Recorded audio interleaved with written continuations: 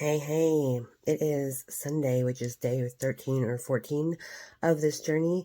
I had not been feeling very well for a bit, and I had have bronchitis, which is fine. It's just crap that I'm purging from my body, so I can accept that. Our house also had, flu A come in just yesterday, so we are definitely getting through it. Um, I have had a hard time back at my job this week. I went back on Wednesday, and that was um, 2 days after my favorite coworker walked out, and she did so with a fair warning. There were issues that she addressed to the supervisor that she needed help with, and it just never was taken care of. So I fully support her in that. However, me going back to an office that I shared with her, the person who trained me in this department, in this section of medical work, not having her there, just because we got along so well and we had very similar personalities and very um, overlapping lives where we should have come across each other in the past in our current lifetimes, right? But haven't. Definitely a soul sister. So feeling her gone and knowing that it was something that was avoidable, something that she had asked for help with, just really made it harder for me to be there because that's why I left the corporate world, because it's unfilling. It's cold. It's me. Even with it being a small company, a small business, there are like five, mm, maybe six of us there. I think seven if we're fully staffed, which we never are. And one of the reasons that she walked out was because she had asked for a raise, because it had been over a year since she'd had one. She was due. We had been given more work. Our workload had increased, and she wanted to be recognized and rewarded for that. And the boss basically, told her to apply for food stamps and that she would pray for her. Um, and so she did what she needed to do. She got a second job, and she let the boss know, hey, I already work my hours. I'm always ahead of schedule, so in order to make ends meet, I'm going to be leaving early so that I can go work my second job to provide for my family, since I can't do it from this one job. And the boss told her that was absolutely unacceptable, and that all the extra hours that she had been working was only a temporary thing, even though it wasn't. It was permanently part of her schedule. And the boss told her that was no longer going to be allowed, so she just really put her up against a hard place. And the day I came back, the boss corners me and she tells me, I don't want you to be stressed, because basically the workload is going to be split between me and another girl, because we were already short-staffed by one person, so now we're short-staffed by two people. And she told me, I don't want you to be stressed. I don't want you to stress about this. We're going to figure it out, and I'm going to give you a raise. I want to give you a raise. I'm overdue on evals, and I want to reward you for the new duties you're going to be taking on, plus what you've already accomplished. And I didn't really have a good response. I didn't really seem excited about that, because I wasn't, because it's too little too late. Not just for me, but for my coworker, who is the sole provider for her family. Um, Coming to me afterwards and offering me what you should have offered to avoid this predicament is not okay. And so I had to really sit with that and, um, you know, work within myself so that I didn't throw like a tantrum at the office, right? But I really did not want to connect with them for several days. I felt very um, betrayed, but also I could see very clearly um, who they were and who they've been saying they are, and how those are not in alignment with each other. And so it was just very much Wednesday and Thursday were very difficult. Friday was a little bit easier, and everybody left early, and I stayed late to work. Um, but it's just, I didn't already want to be there, and now I know why. It's because I can see through the ugly, and they still haven't addressed to me what my raise will be. I know they've talked to the other employees because I can feel the shift in how they are responding to the people they used to talk trash about. I can tell there's a difference, so I know they've already been given their rewards. And I appreciate that the boss is giving me time to sit with how I feel about all of this. And mainly because I don't want to be there. The role they want to put me in is not the role I want to be in. This job was a means to an end. It is not my passion. It is not my purpose. And no matter what they offer me, it won't be enough to keep me. Because it's not about the money. I can always make money in doing anything. I can get a job flipping burgers. I can get a job cleaning houses, cleaning toilets. It doesn't matter. I can do work to bring in money. It's not about the money. It's about the principle. Because the girl who walked out is me in 1 year, had I been there another year. And me knowing that she can do that to her longest standing employee without a care in the world, knowing that she has to provide for a family of 4. While our boss talks about how they eat duck 3 times a week and take all these extravagant vacations, and she wasn't even willing to offer her, the extra $1, $2, $3, $20 a day extra to keep her and not be in the predicament that she's in of having to now rework the workloads and hire somebody to learn these systems that I don't know, that I'm going to have to teach myself on essentially. And then when I leave, who's going to teach them those plus all of mine, right? Because I do handle one practice all by myself. I did teach myself their software. We took them on as an emergency case. And I have notes and stuff that I have made for people who have to help out when I'm not there. Not that they do, but I have some resources available for them, but they're fucked, essentially, because they don't know how to do the job. Hey, it is Sunday, which is day 13 or 14 of this journey. I had not been feeling very well for a bit, and I had bronchitis, which is fine. It's just crap that I'm purging from my body, so I can accept that. Our house also had flu A come in just yesterday, so we are definitely getting through it. I have had a hard time back on how she broke the trust within me on wanting to stay and work with her long term because of how she treated the other employee. I can tell by how they're bringing things up and saying her name and things that they don't understand their part. They are acting like she's a horrible person for walking out on them, but they don't see the accountability they played. So that's one of the points that I want to make. This will be the 3rd job that I will have left, where after explaining to the my supervisor or the bosses how they got me fucked up. But I mean, it is what it is. Like, the way I see it is, they didn't learn from her walking, right? If I say nothing, they absolutely don't learn anything. If I say something, some part of them will hear it, their spirit, something, even if they can't get it past their ego. Some part of them will hear it, and hopefully it will be powerful enough and resonant enough that it will help them see things differently. It will help them learn to make better decisions, to treat their employees better, to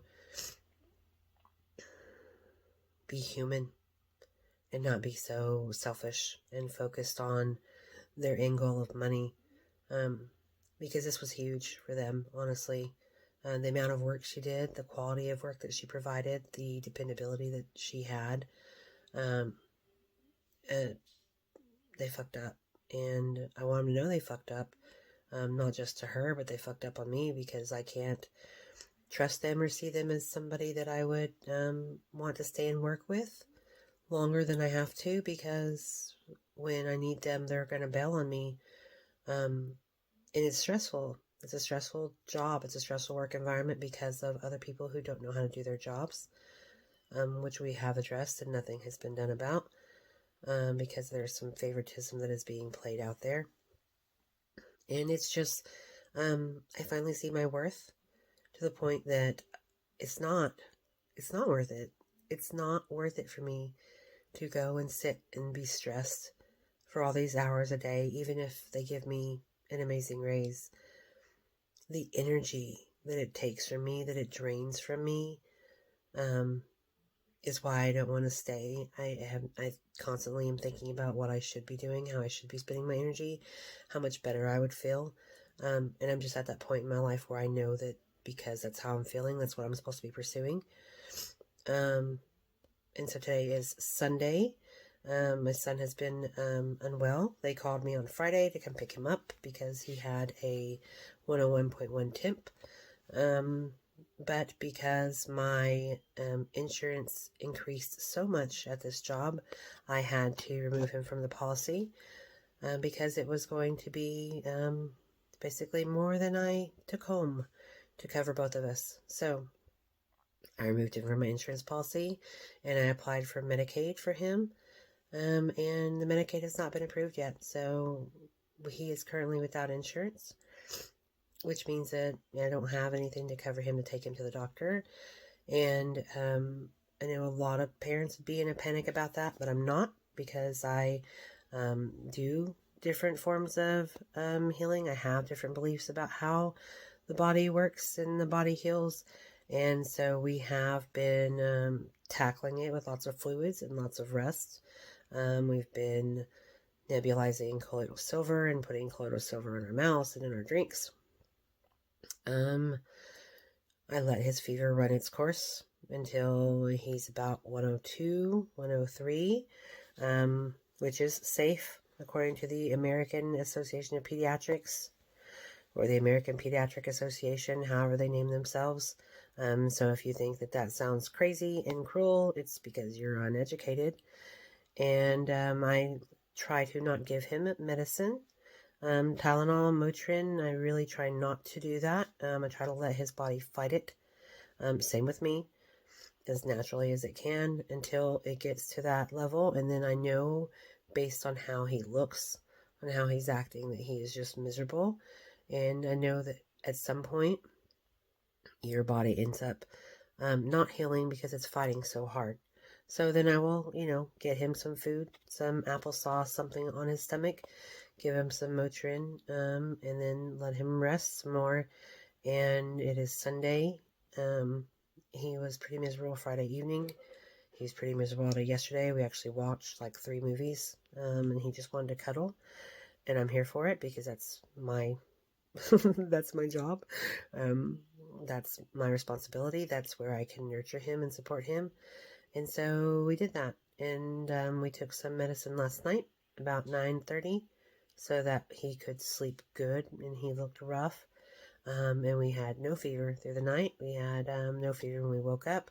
He's already eaten several different things. He's running around playing. So if it was flu A, which his symptoms are similar, then he's over. He's on the mend from it for sure.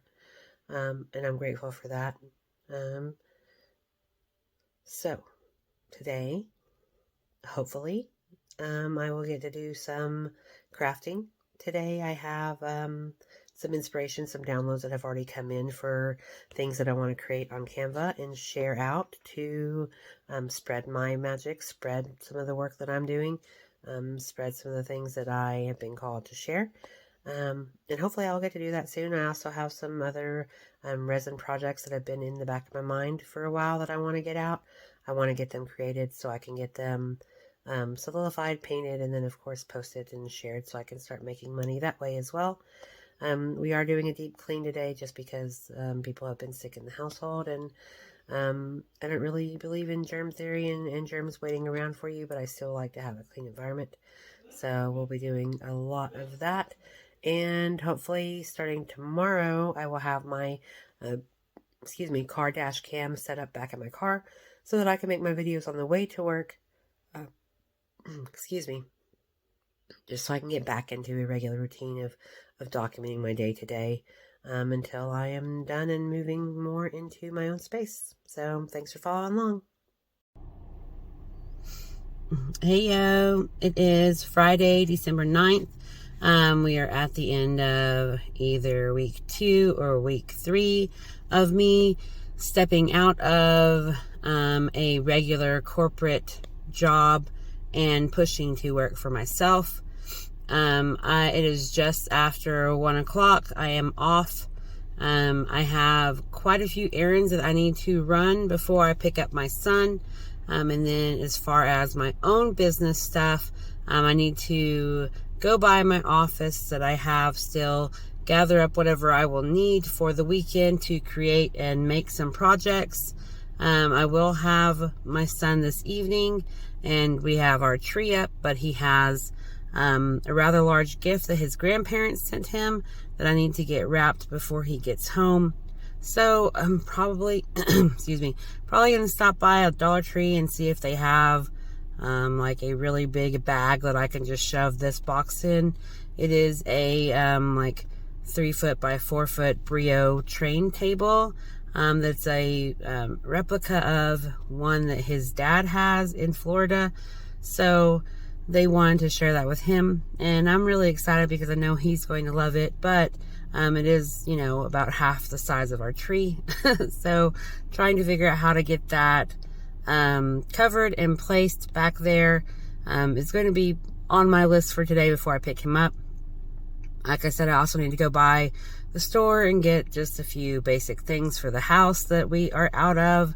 And then I want to make some resin projects, and I really wish I would have gotten them done earlier in this week so they would be ready to go for painting, so that way I could just get them painted, take pictures, and then upload those and share those so I can start, offering what I make for sale, just so I can start bringing in money outside of my regular job, since that is my goal. It's silly because I have items that are made that I think are really awesome, and I just never get through putting them out there for myself. So I want to make money working for myself, but I don't promote myself. And it is one of the shadow aspects that I am working through on being seen. Obviously with making these videos, I'm hoping to draw awareness to what I do, what I create. And also this is a step in being seen and overcoming that obstacle, that block that I have. Don't really know too much. It really hasn't been the same since my coworker has left. We've been on a skeleton crew, essentially, because everyone's been sick and passing stuff around. And so I'm really hoping that this is the last 2 weeks that I will be here at this company. I need to put in my notice and speak with her regarding why I want to leave. She did give me a raise without talking to me about it. She mentioned it, but she didn't sit down and talk to me about why she was offering me what she did or what she expected from me. And then I believe they gave us a Christmas bonus on this check as well, which is nice. It's not really about the money for me anymore. Obviously, it's like a single widowed mom, like I need to have money coming in. But in a way, I kind of feel like this is just another test from the universe. Like, hey, are you going to fall back on what you know and stay and get money because you know you can work for somebody else to get money? Or are you finally going to make the switch and do it for yourself, which is what I want to do. So it's just something that I'm having to work through. But hopefully I'll have some pictures or screenshots or something else I can add into this video to update and show what I've been working for. Hey, so it's been a few days, probably a week, since I've done an update via video. Today is December 19th. It's a Monday. I'm supposed to be at my job, but my son has, looks like a pink eye in both of his eyes. He started crying out last night and rubbing at them, and this morning they were just matted shut.